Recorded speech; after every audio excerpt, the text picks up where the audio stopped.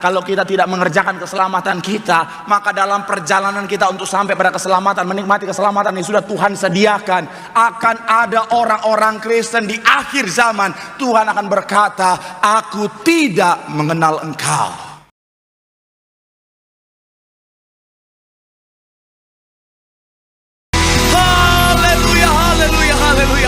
Haleluya. Benar Tuhan, kami naikkan syukur kami padamu, karena sungguh Kau Allah yang dahsyat, luar biasa, begitu baik dalam kehidupan setiap kami. Kami boleh ada sampai hari ini karena Tuhan baik, dan kami percaya kasih kebaikan Tuhan tidak akan pernah berubah dahulu, sekarang sampai selama-lamanya. Artinya sampai masa tua kami, sampai akhir kehidupan setiap kami, Tuhan Yesus tetap baik dalam hidup kami. Dan dalam kebaikan Tuhan kami akan melihat hidup kami pasti diberkati, pekerjaan bisnis kami pasti diberkati, bahkan sampai anak cucu kami, generasi kami, keturunan kami, semuanya juga pasti diberkati. Tuhan, terima kasih Tuhan. Dengan ucapan syukur saat ini kami mau bawa hati kami untuk lebih lagi diberkati melalui kebenaran firman-Mu. Kami doa Tuhan yang jamah, ubahkan hati kami untuk siap terima kebenaran firman Tuhan. Benih firman akan bertumbuh, berakar dan berbuah. Kami bukan cuma duduk diam menjadi pendengar, tapi kami boleh bangkit jadi pelaku-pelaku firman Tuhan. Hamba-Mu yang Kau percaya menyampaikan firman. Bapa, urapan-Mu mengalir, sucikan, layakkan tutup bungkus di balik kaki salib segala dosa. Hamba mohon ampun kelemahan tubuh Kau, ya berikan kekuatan. Hamba gak bisa apa-apa tanpa Tuhan, lemah tanpa Tuhan,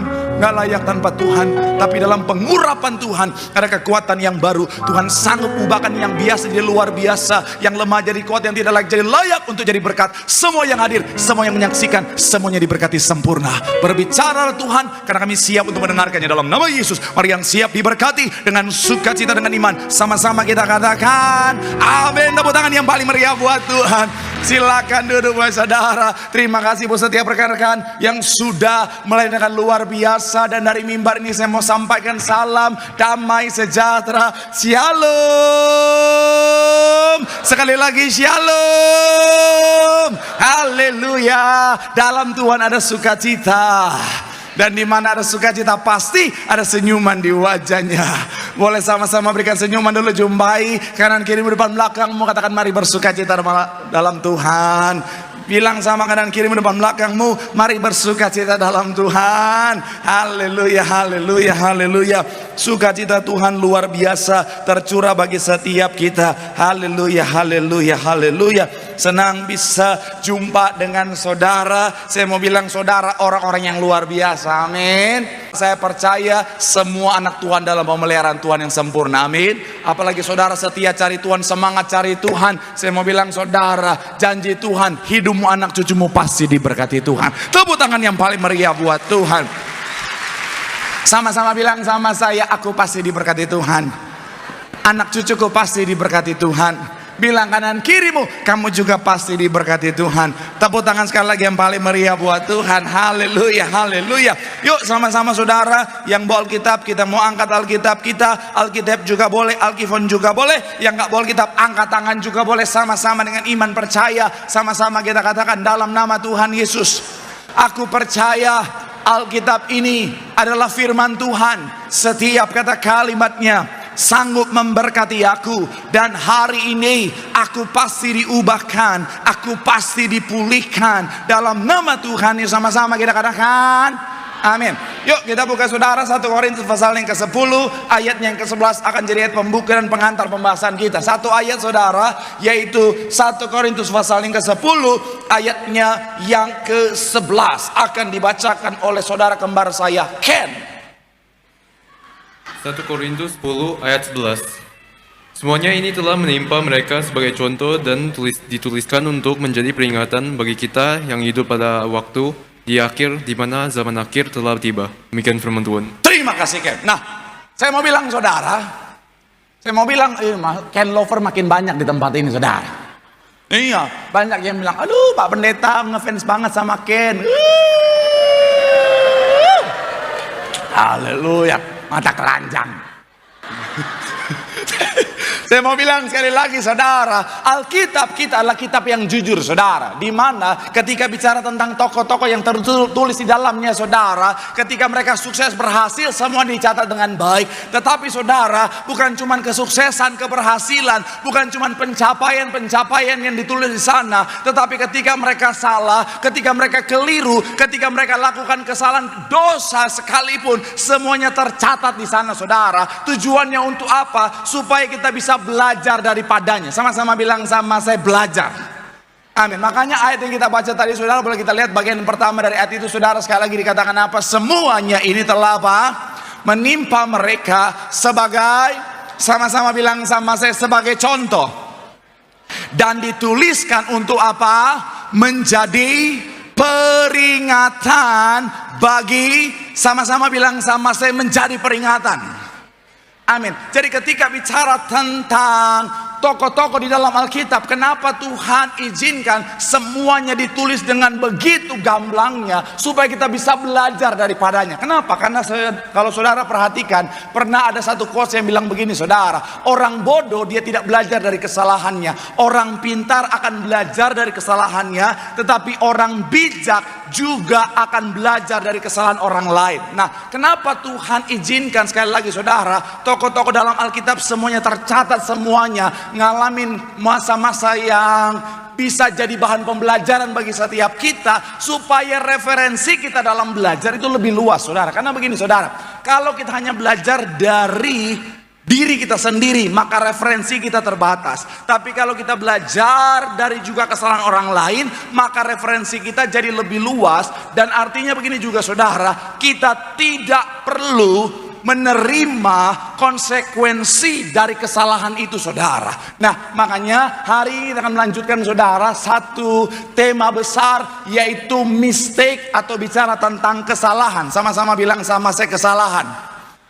Amin. Jadi kemarin, saudara, kalau saudara yang mengikuti sesi saya, saudara pasti tahu kita kemarin sudah bahas sampai 4, saudara. Part yang keempat, tokoh-tokoh Alkitab, saudara, yang kita bisa belajar dari kesalahannya. Ada Daud, ada Ahab, ada Yudas, dan lain sebagainya. Dan hari ini kita sudah masuk pada bagian yang kelima, yaitu bicara tentang kesalahan dari istri Lot. Sama-sama bilang sama saya, kesalahan istri Lot. Amin. Mungkin saudara bilang sama saya, Pak Pendeta, tapi saya nggak ikut sesi-sesi sebelumnya, saya nggak ikut part-part sebelumnya. Saya mau bilang, saudara, it's okay. Kenapa? Karena setiap khotbah ini, saudara, bisa berdiri sendiri-sendiri. Tapi kalau saudara penasaran, saudara bisa cek di channel YouTube Gereja Tiberias Indonesia, dan jangan lupa subscribe channel YouTube saya. Ya, namanya juga usaha gitu, saudara, ya. Tapi saya mau bilang sekali lagi, saudara, kita akan sama-sama belajar dari istri Lot. Yang pertama, karena memang ini yang Tuhan taruh di hati saya untuk saya sampaikan buat saudara. Yang kedua adalah ketika saudara perhatikan kisahnya, di perjanjian lama itu dicatat, tetapi ketika di perjanjian baru, Tuhan sekali lagi secara spesifik membahasnya. Coba kita lihat Lukas 17 ayat 29 sampai 32. Lukas pasal yang ke-17 29 sampai 32. Sekali lagi, Ken, silakan. Lukas 17 ayat 29 sampai 32. Tapi pada hari Lot pergi keluar dari Sodom, turunlah hujan api dan hujan belerang dari langit, dan membinasakan mereka semua. Demikianlah halnya kelak pada hari, di mana anak manusia menyatakan dirinya. Barang siapa pada hari itu sedang diperangin di atas rumah, dan barang-barangnya ada di dalam rumah, janganlah ia turun untuk mengambilnya. Dan demikian juga orang yang sedang di ladang, janganlah ia kembali. Ingatlah akan istri Lot. Demikian firman Tuhan. Terima kasih, Ken. Coba kita lihat sekali lagi ayat yang kedua, 32 dikatakan apa? 3, ya, ingatlah akan istri Lot. Sedikit latar belakangnya, saudara. Pada saat itu Tuhan Yesus sementara menjawab pertanyaan orang Farisi tentang apa? Tentang bila manakah kerajaan sorga itu datang, atau gambaran tentang akhir zaman. Dan akhirnya apa? Tuhan menjelaskan dengan memberikan gambaran, dengan mengungkit kembali apa yang terjadi pada Sodom dan Gomora. Dan Tuhan sementara menyatakan begini, saudara, seperti apa sih akhir zaman? Akhir zaman itu kira-kira, saudara, sama seperti Sodom dan Gomora, di mana dosa begitu luar biasa, begitu mengerikan, dan akhirnya apa? Murka Allah turun atas Sodom dan Gomora. Dan saya mau bilang, saudara, kalau saudara pelajari dosa-dosa yang terjadi di Sodom dan Gomora, dosa-dosa itu terulang hari-hari ini. Dan saya mau bilang, saudara, ini memberikan kita tanda bahwa kita sementara hidup di akhir zaman, saudara. Waktu Tuhan sudah sangat dekat. Dan di dalam pembahasan ini Tuhan sengaja mengungkit kembali, ingatlah akan istri Lot, saya coba memahami, saya coba mempelajari kenapa Tuhan spesifik membahas ingatlah akan istri Lot. Ternyata begini saudara, bicara tentang istri Lot adalah gambaran orang Kristen di akhir zaman. Maksudnya apa Pak Pendeta? Istri Lot sudah terima keselamatan, betul ya?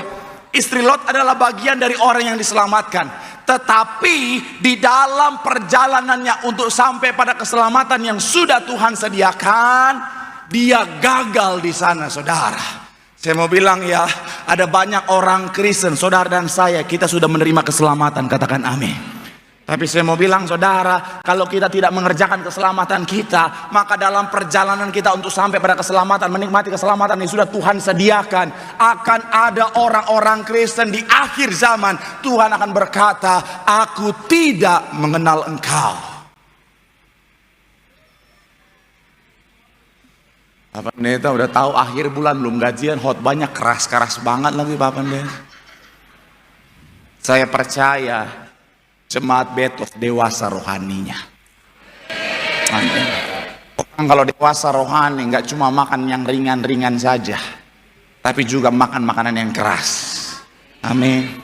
Yang begini sekali lagi yang harus diposting saudara. Jangan cuma yang lucu-lucu doang.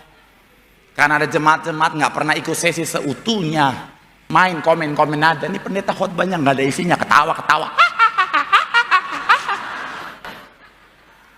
Hello.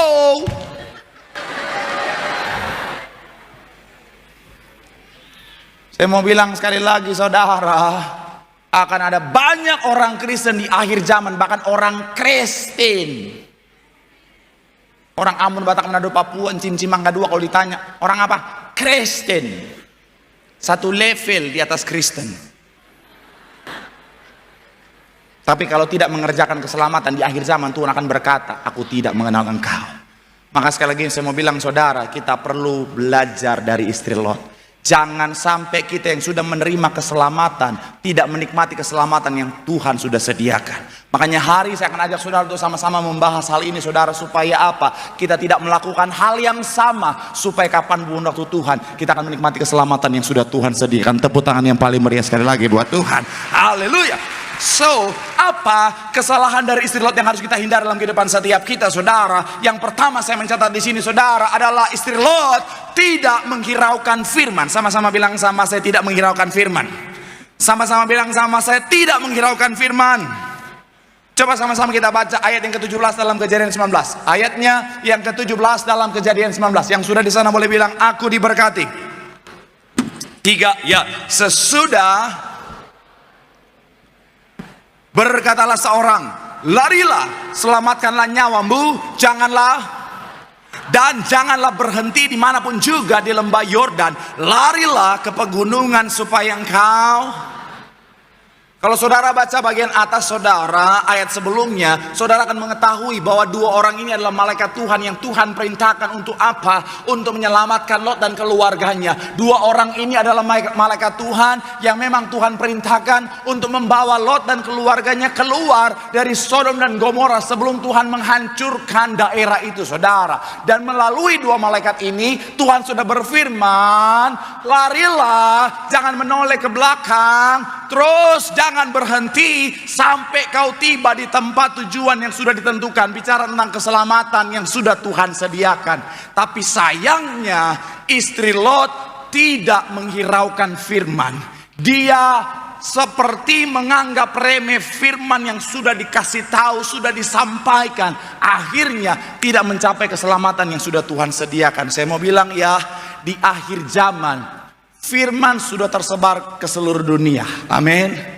Saya mau bilang saudara, kalau dulu bicara tentang pengabaran firman itu mungkin gak mudah. Kenapa? Karena keterbatasan keadaan. Penginjil, misionaris, hamba Tuhan harus masuk ke pedalaman untuk share firman Tuhan. Saya mau bilang saudara, kalau hari-hari ini dengan kemajuan teknologi internet, smartphone dan lain sebagainya, sangat mudah untuk mengakses firman Tuhan. Sangat mudah seorang penginjil yang ada di Amerika, yang ada di Swedia, bisa khotbah di waktu yang sama didengarkan oleh jemaat Tuhan yang ada di Tarutung, Sumatera Utara.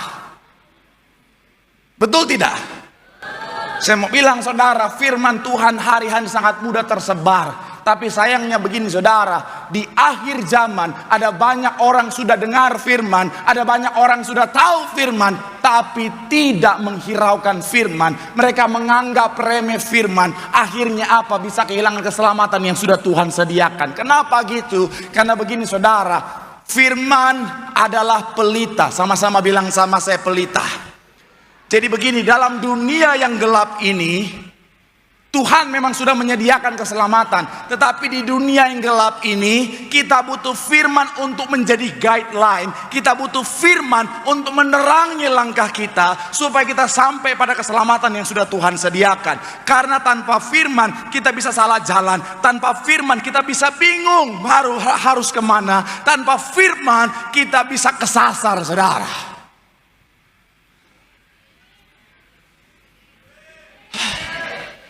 Nyesel saya teriak-teriak tuh, nyesel. Tanpa firman ada.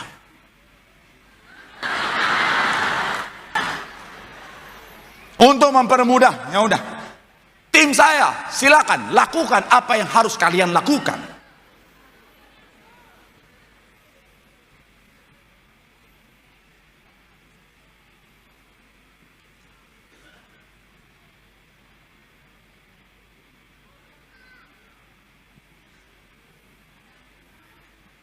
Nggak bisa lebih gelap lagi? Bisa lebih gelap lagi? Malah nyala. Ayo. Pojok-pojok juga.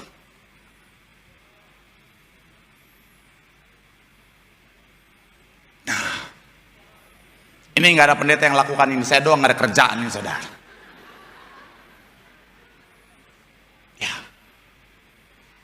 Udah mentok segini.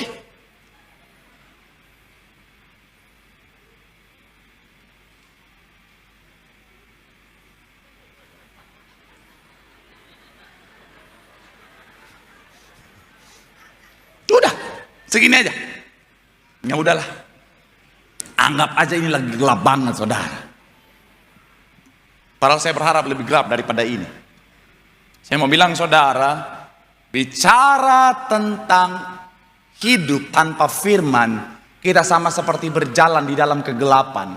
Dunia yang gelap ini saudara, akhirnya bisa membuat saudara dan saya salah jalan. Dunia yang gelap dengan pengajaran-pengajaran sesat di akhir zaman, dengan falsafah-falsafah dunia yang sepertinya benar tetapi menyesatkan, bisa membuat saudara dan saya salah jalan, dan akhirnya kita bisa kehilangan keselamatan yang sebenarnya Tuhan sudah sediakan bagi setiap kita. Makanya kita harus sadar bahwa firman Tuhan itu penting, karena ketika kita punya firman, maka firman Tuhan akan menerangi langkah kita.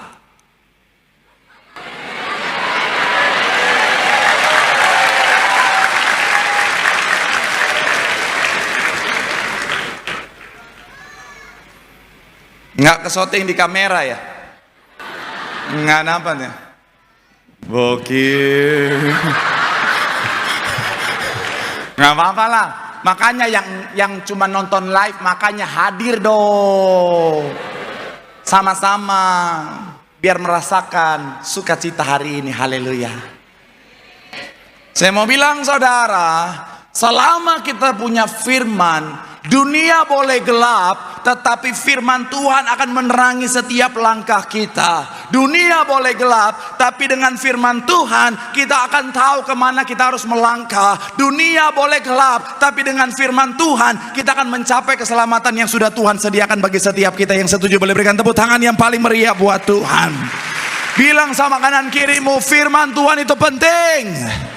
Itu akan menuntun kita pada keselamatan yang sudah Tuhan sediakan. Yang setuju boleh berikan tepuk tangan yang paling meriah buat Tuhan. Haleluya, haleluya. Yang kedua saudara, apa kesalahan dari istri Lot yang harus kita hindar dalam kehidupan setiap kita di akhir zaman? Yang kedua adalah istri Lot meragukan Tuhan. Sama-sama bilang sama saya, meragukan Tuhan. Sama-sama bilang sama saya, meragukan Tuhan. Coba kita lihat ayat yang ke-26 dalam Kejadian 19. Ayatnya yang ke-26. Yuk sama-sama kita baca ayatnya yang ke-26 yang sudah di sana. Boleh bilang aku diberkati. Sama-sama kita baca. 3. Iya. Tetapi Istri Lot yang berjalan mengikutnya menoleh. Sekali lagi saudara, 3, ya.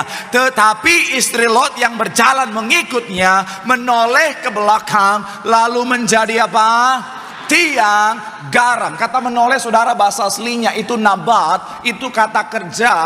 Makna yang pertama adalah mengarahkan pandangannya, saudara. Saya coba pelajari makna dari mengarahkan pandangan di sini, saudara. Ternyata begini, saudara. Istri Lot meragukan Tuhan, seakan Tuhan tidak sanggup menggantikan apa yang dia tinggalkan di sebelah sana, saudara. Jadi sedikit gambarannya, saudara, begini, saudara. Istri Lot ini kenapa dia mengarahkan pandangannya kembali kepada apa yang sudah dia tinggalkan? Karena dia seperti meragukan Tuhan, seakan-akan Tuhan gak sanggup gantikan apa yang dia tinggalkan dengan sesuatu yang lebih baik, saudara. Ini punya korelasi, keadaannya sama dengan kalau saudara ingat 2 minggu lalu kita bahas tentang bangsa Israel. Bangsa Israel mereka memang sudah keluar dari Mesir, tetapi mereka seperti meragukan Tuhan sanggup menyediakan yang jauh lebih baik dari apa yang mereka dapatkan di Mesir, saudara. Makanya pandangannya selalu tertuju pada Mesir. Setiap ada halangan selalu bilang, oh lebih baik Mesir. Setiap ada tantangan, oh Mesir, Mesir, Mesir, Mesir. Makanya saya bilang kemarin, saudara, butuh waktu 10 hari mengeluarkan bangsa Israel dari Mesir, tapi butuh waktu 40 tahun mengeluarkan Mesir dari hati bangsa Israel, saudara.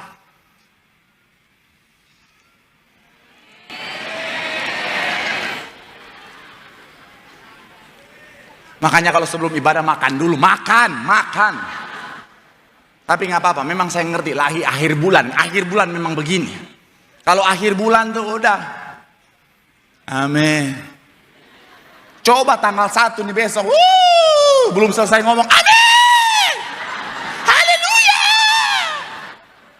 Nggak apa-apa, saya pendeta yang mengasihi jemaat, nggak apa-apa.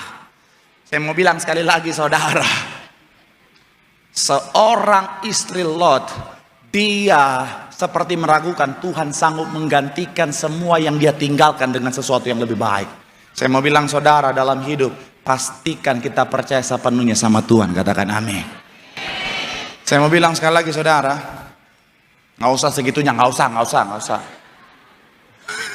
Saya mau bilang sekali lagi, saudara, dalam hidup kita bisa kehilangan segala sesuatu demi untuk Tuhan.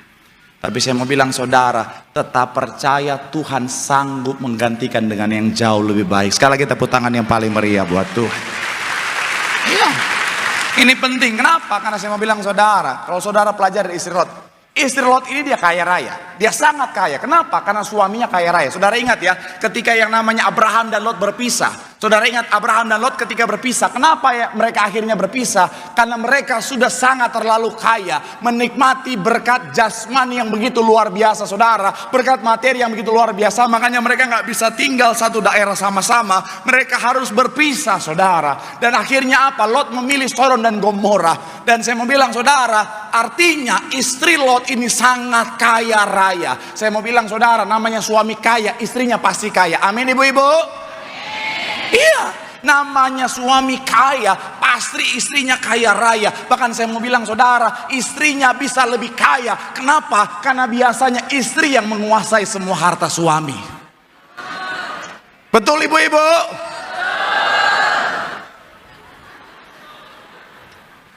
Buat bapak-bapak di sini turut berduka cita. Saya mau bilang, saudara, iya kan?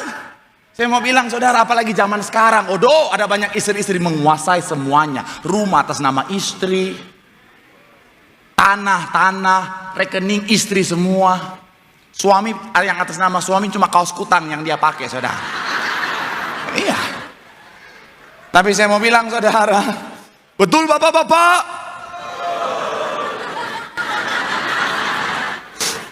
Kasihan. Saya mau bilang ya, istri Lot pasti kaya raya. Iya dong. Saya percaya tasnya di rumah nggak ada yang Mangga 2 punya, nggak ada. Betul. Nggak ada yang murah-murah, saudara. Pasar Impres punya nggak ada di sana, saudara. Iya. Apalagi kalau pasar Tambun, nggak mungkin ada di sana tasnya. Itu tas-tas di rumah tuh minimal tuh Louis Vuitton. Minimal tuh Furlah, Hermes, Birkin. Ya, make upnya pasti yang mahal-mahal bos. MAC, MAC, betul ya, MAC. Make up forever. Cuma 2 itu yang saya tahu. Ya. Viva Vanbo nggak mungkin ada di rumah. Ini lagi live. Maaf Viva.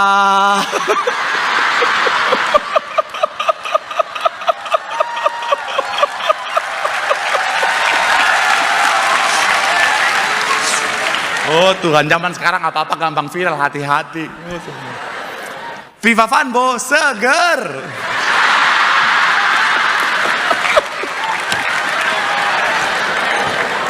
Oh Tuhan. Saya mau bilang saudara, iya kan? Nah, tapi begini saudara. Tolong yang begini jangan diposting, jangan. Viva, saya mau bilang sekali lagi saudara ya. Saya mau bilang sekali lagi saudara, dia pasti sangat kaya raya. Tapi sayangnya begini saudara, ketika Tuhan suruh dia keluar, tinggalkan semuanya, dia meragukan Tuhan sanggup gantikan dengan yang jauh lebih baik. Saya mau bilang saudara, kita punya Bapa yang baik, katakan amin. Dan Bapa yang baik tahu memberikan apa yang baik buat anaknya saudara. Alkitab bilang apa? Bapa yang jahat saja tahu memberikan apa yang baik, apalagi Bapa kita di sorga saudara. Jadi jangan takut, kalaupun saudara dan saya kehilangan segala sesuatu yang berharga untuk keselamatan yang sudah Tuhan sediakan, jangan takut, dia pasti menggantikan dengan yang jauh lebih baik. Percaya sama Tuhan. Tepuk tangan yang paling meriah buat Tuhan. Ya. Gereja ini berawal dari gembala sidang kita yang percaya Tuhan sanggup kasih yang terbaik saudara. Kalau saudara ikutin perjalanan gereja ini saudara, gembala sidang kita, Bapak Ibu Gembala sudah menjadi bisnismen dengan kesuksesan yang luar biasa. Kalau saudara searching, ada yang namanya dulu Borobudur Group saudara, itu satu perusahaan yang bergerak di bidang farmasi yang sangat sukses, punya cabang di mana-mana dengan omset yang besar saudara. Tapi mereka rela tinggalkan semuanya. Kenapa? Secara hitung-hitungan mungkin gak sesuai, tapi mereka rela tinggalkan semuanya karena mereka percaya Tuhan sanggup menyediakan semua yang terbaik. Tepuk tangan yang paling meriah buat Tuhan. Saya udah cerita beberapa kali di tempat ini. Kita udah kayak keluarga, udah cerita. Apapun yang saya alami, saya cerita. Dan saya pernah bilang, saya tinggalkan semuanya. Salah satunya karena saya percaya Tuhan pasti sanggup sediakan yang terbaik kalau saya melayani Tuhan. Amin. Dan saya mau bilang, saudara, betul. Pengalaman iman saya, kesaksian saya. Dulu saya pernah ngalamin kelaparan saudara. Saya pernah ngalamin sampai nggak ada yang mau bisa dimakan saudara. Tapi sekarang jadi pendeta.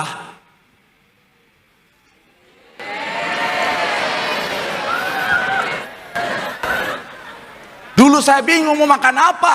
Sekarang saya bingung mau makan apa karena terlalu banyak pilihan. Apalagi hari Minggu kayak begini ya. Hari Minggu kayak begini, lagi di foto.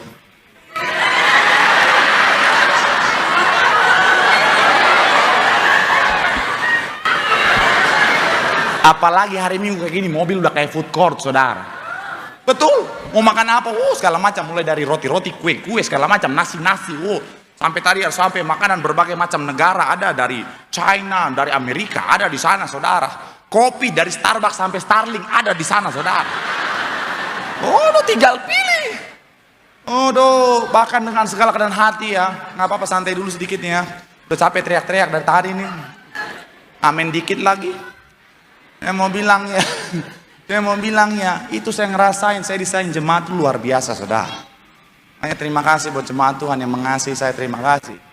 Kemarin saya selesai pelayanan saudara, saya singgah di sebuah restoran bersama tim saya, kita makan di sana saudara.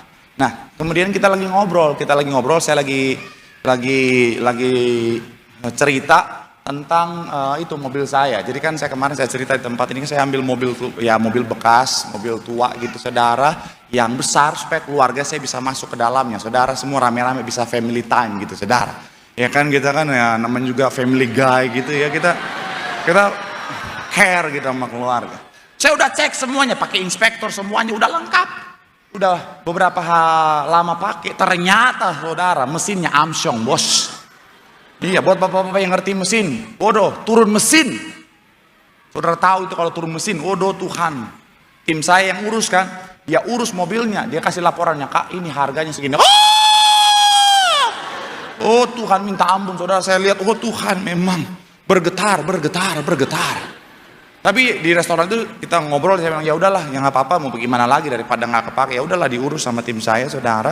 Kemudian istri saya telepon, saya bilang sama saya, udah kita bulan ini hemat dulu ya. Bulan ini kita makan nasi sama garam dulu ya, sama minyak dikit ya, semuanya hemat dulu ya. Itu stop dulu beli pampers, Dede nggak usah pakai pampers duluan, nggak usah. Pokoknya nggak apa-apa dia pelepasan di mana-mana, nggak apa-apa lah pelepasan lah, nggak apa-apa lah. Anggap aja aromaterapi lah, nggak apa-apa. Ternyata di pojokan ada seorang ibu yang dari tadi dulu di sana, ternyata jemaat Nias. Dan dia nggak ngaku dari awal. Padahal saya udah bilang 2 minggu lalu, tolong kalau ketemu saya setidaknya shalom pendeta, gitu dong. Supaya kan saya nggak ngomong minyak garam itu tadi, nggak usah. Tapi ibu itu ya, ternyata jemaat Nias itu sayang banget sama saya. Dia tiba-tiba datang bawa 2 plastik gede makanan semua. Pak Pendeta, ini buat Pak Pendeta bawa pulang. Saya bilang sama tim saya, aduh jemaat sayang saya ya, jemaat sayang Kak ya. Tim saya bilang, iya Kak. Dia juga nggak tega Kak makan minyak sama garam kan. Oh Tuhan. Tapi saya mau bilang saudara, ini hal yang indah, saya bisa merasakan, waduh, pertolongan Tuhan, kebaikan Tuhan, berkat Tuhan, disayang jemaat itu luar biasa saudara, yang gak pernah saya dapatkan sebelumnya saudara. Boleh berikan tepuk tangan yang paling meriah buat Tuhan. Dulu waktu belum jadi pendeta, saya kan kerja, salah satu yang saya bangun adalah, salah satunya adalah karir dalam dunia marketing. Jadi jalan-jalan ke sana kemari saudara, udah jualan barang gitu saudara, naik motor saudara. Dan yang paling saya takutkan adalah ketemu polisi saudara. Ya, kenapa? Karena saya nggak punya SIM. Yang kedua, karena motor itu motor teman saya, udah nggak bayar pajak bertahun-tahun saudara. Jadi kalau naik motor itu saudara lihat polisi udah muter, udah ketakutan saudara. Iya, belum lagi kalau ada razia udah kayak penghakiman terakhir saudara. Oh Tuhan, udah takutnya bukan main. Itu dulu, tapi ketika sekarang jadi pendeta, saya kemarin diundang dengan segala kerendahan hati, diundang mewakili umat Kristiani untuk berdoa di acara HUT Bayangkara ke-78.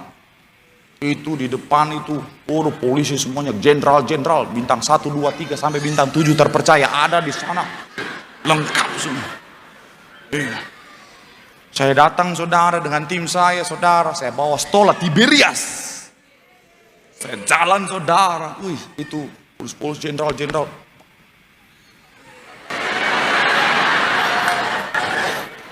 Saya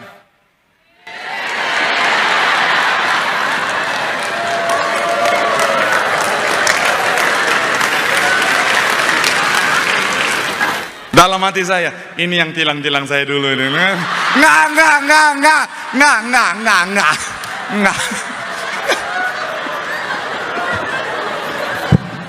Ampun. Nggak. Saya bilang ya Tuhan, ini ya ketika sungguh-sungguh melayani, Tuhan sanggup kasih yang terbaik.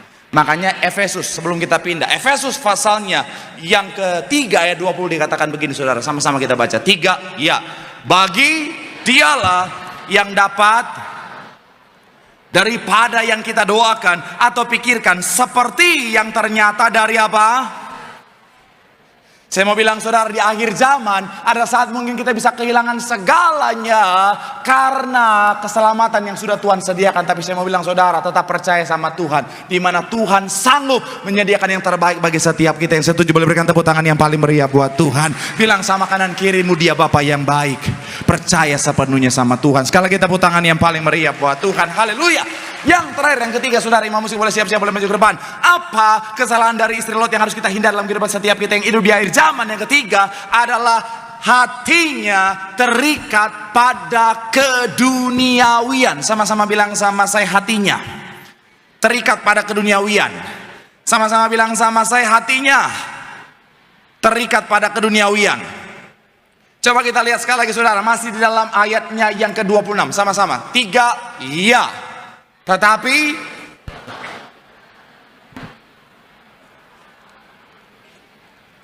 sekali lagi, saudara, 3, iya. Tetapi istri Lot yang berjalan mengikutnya menoleh ke belakang lalu menjadi tiang. Kata menoleh, saudara, makna yang kedua adalah mengamat-amati, saudara. Jadi sekali lagi, kata menoleh, kata yang kedua adalah mengamat-amati. Apa yang dimaksudkan kan mengamat-amati?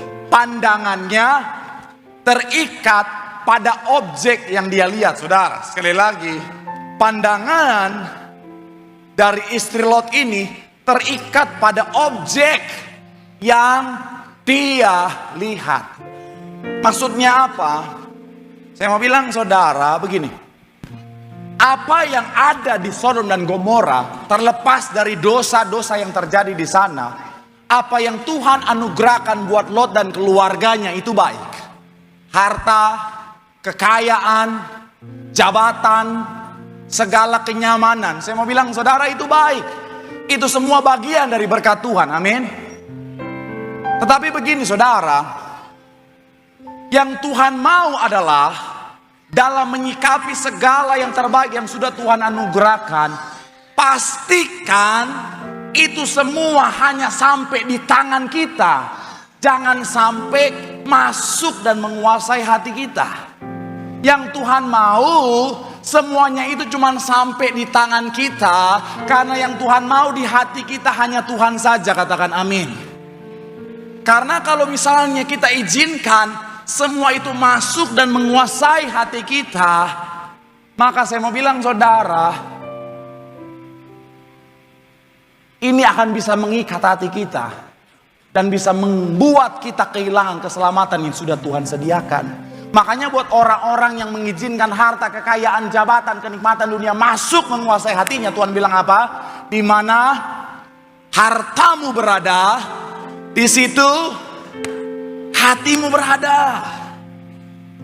Saya mau bilang, saudara, hati-hati. Jangan sampai apa yang Tuhan sediakan buat di tangan kita masuk sampai ke hati kita, saudara. Harta, kekayaan, jabatan itu baik selama cuma sampai di tangan kita. Karena kalau sampai masuk ke hati kita, dia bisa berubah posisi. Kalau di tangan kita, dia jadi hamba kita. Tapi kalau sudah masuk dalam hati kita, dia bisa berubah menjadi tuan dan menguasai hidup kita. Saya suka satu kalimat dari Ibu Gembala yang diposting oleh salah seorang pengerja yang tadi saya ketemukan di Instagram.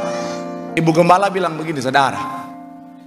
Hati-hati, uang bisa menjadi hamba yang baik, tetapi tuan yang bengis atau jahat. Sekali lagi, hati-hati, uang bisa menjadi hamba yang baik, tetapi Tuhan yang bengis atau jahat, saudara. Selama uang hanya sampai di tanganmu, selama jabatan cuma sampai di tanganmu, dia akan jadi hamba yang baik. Kau bisa gunakan uang untuk menolong orang, untuk jadi berkat bagi banyak orang, untuk pengembangan pelayanan dan lain sebagainya. Tapi kalau udah sampai hati, ini yang berbahaya. Ada banyak orang lakukan dosa karena uang sudah menguasai hatinya. Ada orang-orang yang sudah pelayanan korupsi karena uang sudah menguasai hatinya. Ada orang-orang udah kenal Tuhan curi karena uang sudah menguasai hatinya. Ada banyak orang sikat sana sikat sini karena jabatan sudah menguasai hatinya. Itu yang berbahaya. Saya mau bilang, saudara, jagalah hatimu dengan segala kewaspadaan. Yang ada di tanganmu, tetaplah di tanganmu, supaya tidak mengikat dan tidak menghalangimu untuk menikmati keselamatan yang sudah Tuhan sediakan. Sebelum saya tutup khotbah saya undang tim saya. Sebenarnya saya pernah bagikan analogi ini saudara, tapi yang pertama di tempat ini sepertinya belum, dan yang kedua supaya tim saya nggak gaji buta di belakang saudara. Daripada mereka cuma di belakang makan-makan, ngopi-ngopi, ketawa-ketawa, pulang ke rumah nggak kerasa ya kak. Kayak sekarang nggak maju-maju tuh pasti lagi ngopi, nggak nontonin khotbah, nggak dengerin khotbah tuh.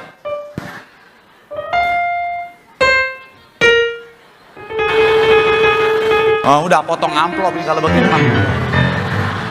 Tuh kan? 2 hari kemudian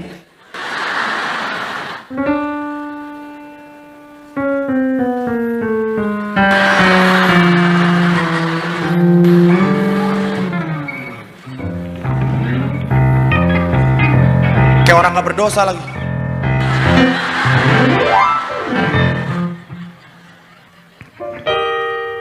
Saya mau bilang saudara,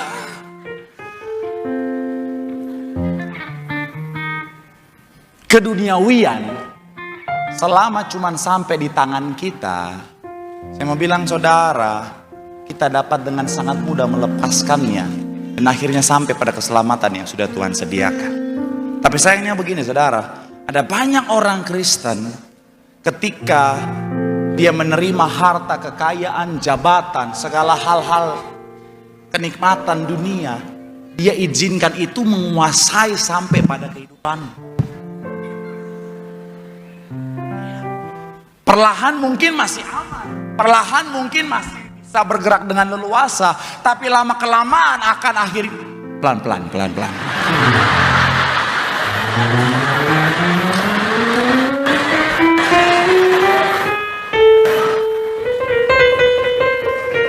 Yang kepahitan harusnya kak, bukan kalian, oke? Saya mau bilang sekali lagi saudara, kalau itu sudah mengikat kita, sekalipun keselamatan sudah Tuhan sediakan bagi kita, saya mau bilang saudara, kenapa? Saudara ingat hewan kurban atau bagaimana? Ngetawain pendeta, dosa.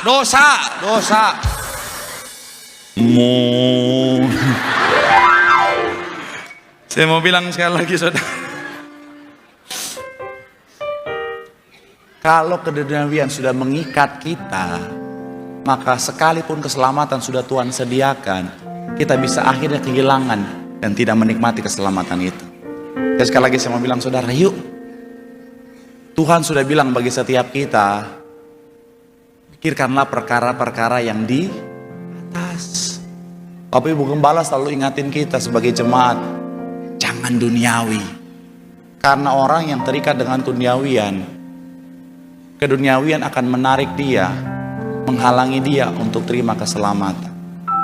Jaga hatimu, jangan duniawi.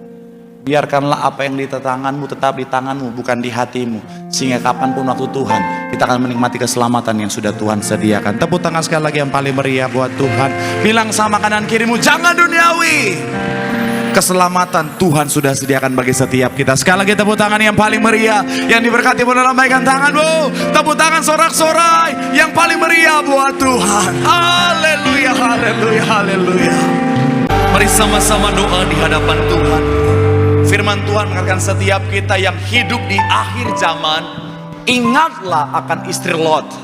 Jangan lakukan kesalahan yang sama sehingga membuat kita tidak bisa menikmati keselamatan yang sebenarnya sudah Tuhan sediakan.